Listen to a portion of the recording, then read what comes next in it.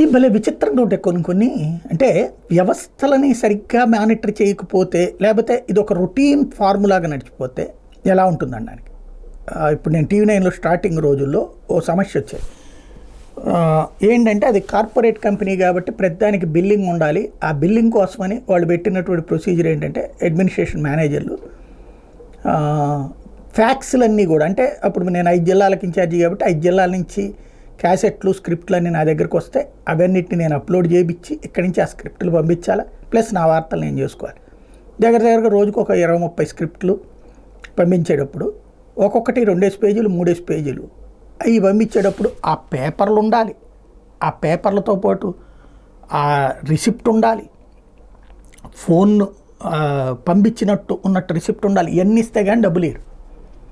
ఓసారి ఎప్పుడో మీటింగులో దుబారా గురించి మాట్లాడుతున్నప్పుడు ఇట్లా డబ్బురాలు మనకేది కొంత వేస్టేజ్ కాకుండా చూసుకోవాలన్న మీటింగ్ అప్పుడు నేను ప్రస్తావించాను.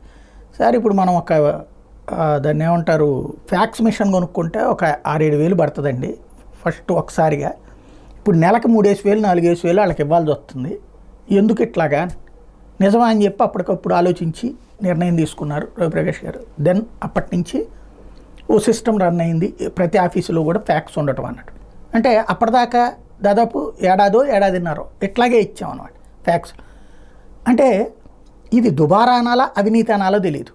ఇప్పుడు ప్రభుత్వ కార్యాలయాల్లో DTP లాంటి సిస్టమ్స్ని వాళ్ళకి అవసరం ఉంది. ఎక్కడ ఉంటుంది, ఏ వ్యవస్థలో అవసరం ఉందో అక్కడ DTP సిస్టమ్ పెట్టుకుంటే ఏమైనా నష్టమా? ఇప్పుడు తాజాగా ఒక కుంభకోణం వెలుగులోకి వచ్చింది. ఏంటయ్యా అంటే రాష్ట్ర విద్యా పరిశోధన శిక్షణ మండలి NCERT అంటే చాలా ముఖ్యమైనటువంటిది కదా, దానికి DTPలు అవసరమే కదా. కానీ వాళ్ళ దగ్గర ఆ మిషనరీ ఉండదు. మళ్ళీ ఒకవేళ ఆ మిషనరీ తీసుకుంటే దానికి తీయడానికి ఇంకెవరికన్నా జీతాలు ఇవ్వాల్సి వస్తుందని భయం ఏంటో తెలియదు, పెట్టుకోరు.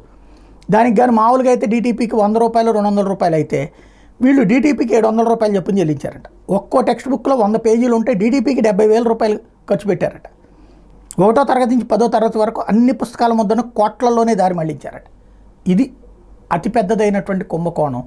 ఇప్పుడు జగన్ సర్కార్ హయాంలో జరిగినటువంటి ఈ కుంభకోణం మీద విచారణకు ఆదేశించాల్సిన సందర్భం.